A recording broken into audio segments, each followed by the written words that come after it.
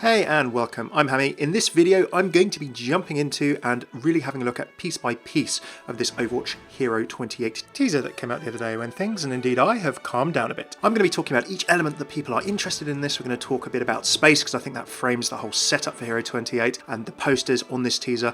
Lucio, whether he's actually anything to do with this or not, and then talk about this bit of the image, which might be interesting depending on how deep you want to jump into your analysis, as well as Omnics, Junkertown and any relevance, whether this shady image on the left might be anything to do with the new hero as well that kind of got sort of missed, maybe Antonio and Talon Tank theories. Timecodes in the description if you want to skip. Okay, before we get stuck into the analysis, I just want to say I probably got a bit excited about the dog in this image yesterday. That's what happens when I do a one-shot record and analyse something straight after I've just seen it, get very excited. To be very clear, a dog hero is probably quite unlikely. Of course, could you get away with having a huge dog or something as being something that you actually take shots at? That's probably less fantasy and a bit too close to reality. A lot of you expressed your discomfort with the idea of having to attack a dog as well. And indeed, if there's no jetpack cat coming, which Blizzard team appeared to rule out in various interviews over the last year, a dog would probably be a bit of a weird one. Now, just to be clear, I still maintain that whether Hammond is a chimp or a monkey or not, I still don't think that they are probably Hero 28. It does feel like that putting space and indeed those monkeys up front and center in this teaser feels like a segue, a sort of pathway into a deeper story.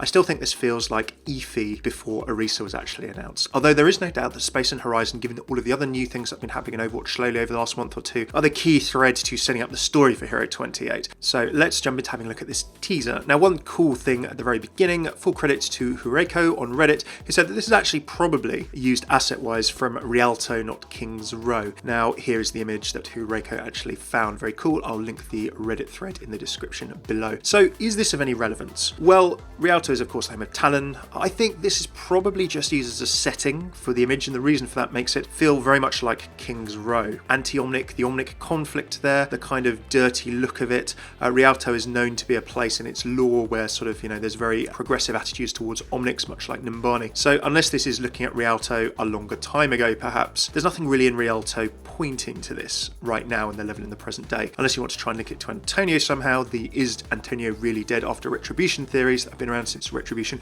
I'll briefly discuss that in a section on Antonio later. Firstly, let's have a look at the space elements. Well, of course, we have our macaques, our monkeys, whatever you like to call them, up front and center here, along with building our future in space, kind of like that Horizon slogan, as well as power for new horizons, and sort of a new poster that looks to have been put on top of other stuff more recently. We still have the anti-Omnic graffiti, of course. Now, given that there have been a few little tweaks to Horizon Lunar Colony recently on the PTR, as I'd mentioned in a previous video link below, this billboard has also been changed in Lucheng Tower. On the night market section has a few little changes to the Mandarin, saying that Lucheng Interstellar attempt to start a new group of top aerospace projects. So Lucheng, the people responsible for Horizon, are doing some new stuff. They've attempted to re-establish contact with the Horizon Moonbase, and indeed we saw that in the lead-up and blogs to Horizon Lunar Colony's launch last year as a level. And then the current CEO of the group, and there is a bit of context around this, depending on how you translate it in Mandarin apparently, was once a Moonbase station scientist. All of those things, as well as these sort of space references in this teaser, make it really feel like Space and Horizon, along with the changes to the Horizon level itself. All of this stuff around Horizon has to be teeing up Space and Horizon as being key to the story of this new hero somehow. So it's, how do we get from Horizon to the new hero? Were they directly involved with Horizon, or has something to do with what Horizon is doing now or in the past affected them and told their backstory? Now, with all of the Hammond nods and references, or the animal nods and references in the updated Horizon, it feels that Hammond as a character is also part of that story, whether he is the actual hero or not.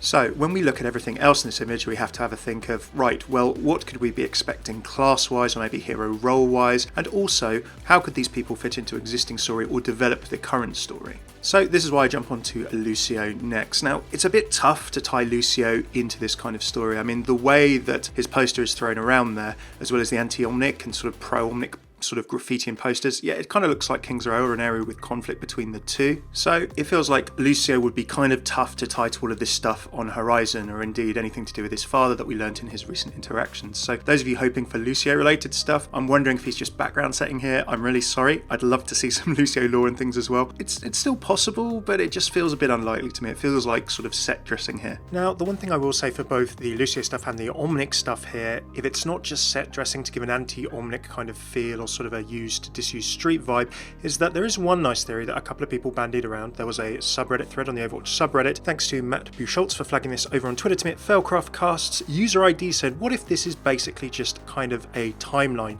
of what we might see this year? Is this the calm before the storm? And remember, calm before the storm is what this image was called. More on that later. Is this the calm before the storm, showing us sort of maybe what could be happening on Overwatch and the story over the coming weeks and months of real time? Could we see something to do with Lucio? Could we see something to do with Omnics? Could we see something to do with Horizon? And then finally the Junkertown stuff that is in the background of a lot of this image. Really nice idea. That a few people have played off that. Let's wait and see on that one. So moving on to the Omnics stuff. Now again, if the Omnics stuff is not set dressing, Omnics could tie in with space, certainly. Of course, we've not had an Omnic since Orisa. People are very excited for more Omnic heroes in general. So in space, working in a hazardous environment, I can totally see Omnics being very involved, or indeed the original sort of robots and things being very, very involved with Horizon's efforts in the past. You could certainly jump from a story about Horizon to a story about an Omnic somehow involved with that company. So what of the poster on the right hand side that looks like it says Scrapyard on? Well, it looks like Scrapyard, and that immediately takes our minds to Junkertown, and of course the Junkertown Queen and similar. Now, Ergon on Sim over on Reddit made an interesting theory saying, hey, you know what? This is a mech battling hero, perhaps from Junkertown, that could fulfill the role of tank. And maybe it's even Hammond who's piloting the mech. Maybe Hammond crash landed on Earth or in Australia and got taken in by a Junker and took over the suit of Kelvin or became a mech battler. I love the creativity of that. I don't think that the pilot that we see of the mech for the Kelvin mech, which of course these posters have been in Junkertown since its release last year, looks maybe like a chimp or a monkey even. But a tank hero feels possible as an addition to Overwatch in terms of just what we've had so far since the game released. And also,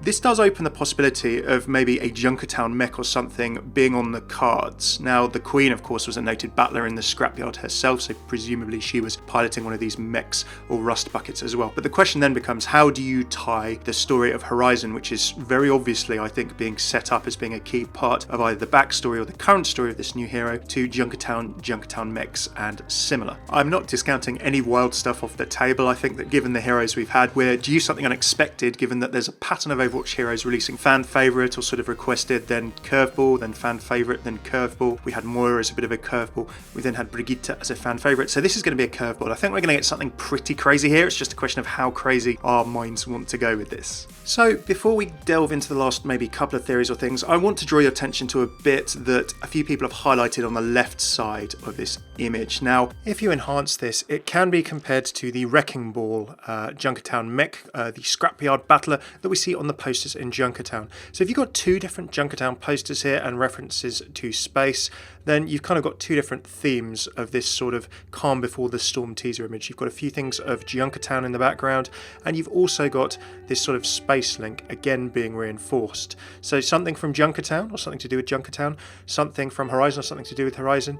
What haven't we had recently? A tank type hero. Putting all of these things together, it may just be a hint. Although the space stuff is clearly up front and center in this image, the Junkertown stuff is hidden there as well. So put it like this, the Junkertown stuff might not be there by accident. A lot of people are holding out for possibilities of Antonio, of ex-Retribution fame. In the UK we have soap operas. If you watch regular dramas that are on 3-4 times a week, you'll know the kind of programme I mean. My wiser half says about these, people aren't dead in soap operas or dramas unless you actually see the body very often. And I think there's kind of a rule for that in Overwatch. If something hasn't specifically been stated as being dead, then we can't assume that they are, but at the same time, you can't bring too many people back from the dead or like a missing or unknown. Story-wise, that's a bit of a dangerous route. So there are people like Harold Winston, for example. So say, for example, in Winston's bio, it says that, you know, scientists were killed. When Horizon was then released, it then opened the doors to the possibility that Harold Winston, the Doctor, was still alive. His spacesuit, of course, was missing. Talking about him going investigating a problem at the airlock. The wheelchair that has been there for a while on Lucheng Tower, but there is a picture of Harold Winston and Winston that has been on that desk for a very long time. The possibility of Harold Winston still being alive is a very real one.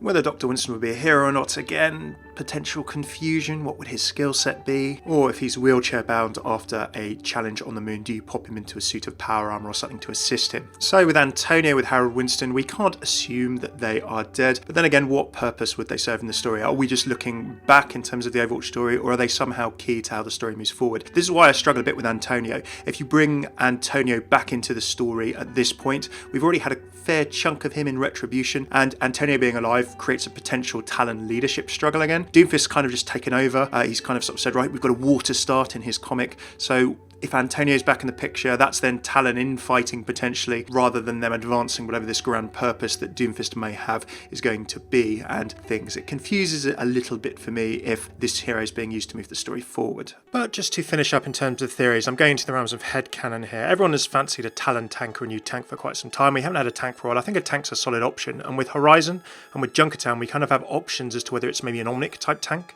or some kind of suit of powered armor, or maybe even a mech. If it is a mech, by the way, I don't know whether it's going to be a mech like Diva that separates into, you know, two different modes, like pilot mode and mech mode. Diva is actually a real pain in the behind for the Overwatch team. They created her as a cool idea, and when I went to see Retribution at Blizzard's headquarters, I got to have a chat along with some other people, to Aaron Keller, one of the dev team, and he said that Diva basically is such a pain in that she can break the game in lots of different ways. She's got her own entire different animation and movement models, and the fact that she can split both into a pilot and into a mech means that she can break maps in the game in all kinds of weird and different ways in the way that she interacts with other heroes and environments. So I'm not sure if Blizzard would actually do that again. It doesn't mean that you have maybe like a one sort of piece, as it were, character mech model or mech hero. Last but not least, let's have a think about a calm before the storm, or the calm before the storm. I actually love this. I've used it in a few videos in the past, talking about how I feel that this quiet period that we've been in for the last 3 or 4 months, or relatively quiet period, has kind of been hopefully like a calm before the storm of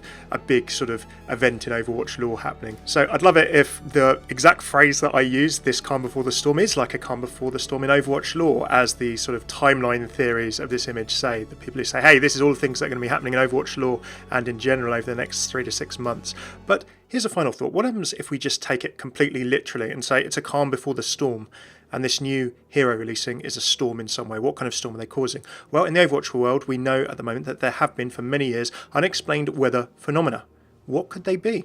We don't know, but we know that EcoPoint Antarctica and May's exploratory team, May's EcoPoint team with Overwatch, went to investigate, and sadly many lost their lives in the effort.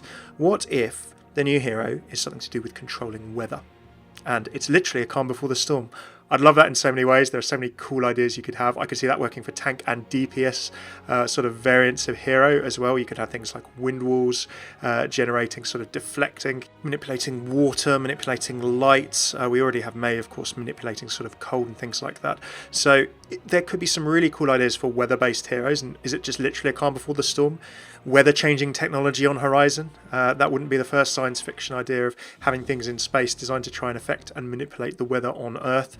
Who knows? Complete headcanon, but I'd love it if it was a weather-manipulating tank hero. So there is my crazy headcanon idea for myself. Those could certainly be options. I can't wait to see what we get soon. It can't be long. Maybe the next week and a half, I think we're going to see something on the PTR, and I'll be covering it all here. So what are your theories? Do let me know in the comments below. Do throw a like, subscribe if you enjoyed this video. It always helps me out. And a big thanks to my patrons on Patreon who make these kinds of videos, and indeed all of my Overwatch videos, possible. More Overwatch lore, speculation, voice lines, interactions, 2 years worth of Overwatch story in the playlists here. Cheers for tuning in. I've been Hammeh. Take it easy.